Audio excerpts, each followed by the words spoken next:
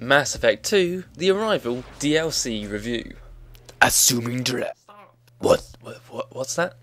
You can't use that, it's a bit too old. You saying I can't use memes over a year old? No. Oh, okay. Fine. There are only 3 current gen franchises that have really managed to capture my heart, and they all just happen to be trilogies. They're Gears of War, Assassin's Creed, and of course, Mass Effect. For each of them, I've bought every game, naturally, bought books, comics, special editions, written poetry about them, and of course, bought the DLCs. BioWare, more than any other developer, seem to really love their DLCs, and every time I thought the last DLC was going to be the last DLC. But finally, after 7 add-ons, the final last DLC has arrived, and it's called The Arrival. Such a shame then that the brilliant game Mass Effect 2 ends on a rather dull note. Yes, don't be fooled by that very impressive trailer you may have seen, which no doubt sent shivers down your spine as you fumbled with your credit cards, wildly throwing them at your computer screen, screaming, "Take it! I want to play that!" It is, in fact, rather anticlimactic.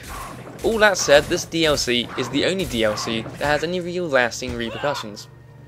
Or at least it seems that way. We all remember how important the ending of Mass Effect 1 wasn't. And nicely links Mass Effect 2 to the teased Mass Effect 3.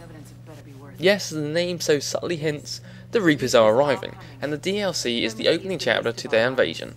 So if you're like me and you're desperate for every bit of story of this epic space opera, then I'm afraid you're going to have to get it, even when the gameplay doesn't really live up to the hype.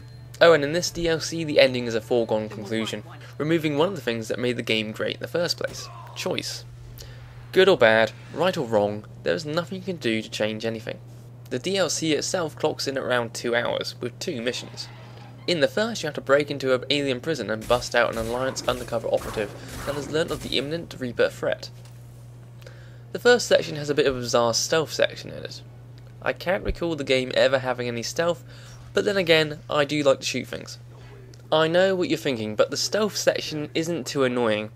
There are 3 groups of guards to easily sneak past, and if you think that's too much effort, you can just shoot your way through like always.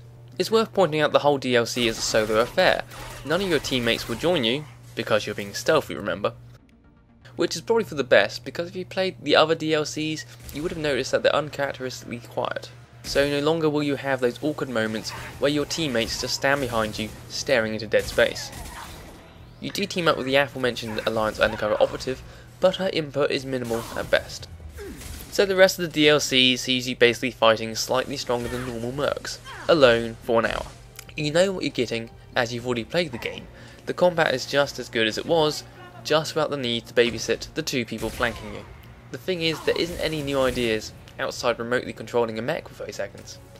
Maybe BioWare thought they'd keep all the interesting ideas for Mass Effect 3, coming out 2011, and so just threw together a standard level and thought, "That'll do."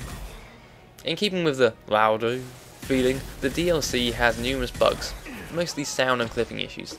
Clearly, this DLC didn't get a lot of TLC. So to keep it short, other than the story, there's no reason to play this. If you're not a massive fan of the Mass Effect lore, you can just skip this and watch the intro cinematic for Mass Effect 3, or search YouTube for the relevant cutscenes. The Arrival gets 5 out of 10. What the hell happened out there, Commander?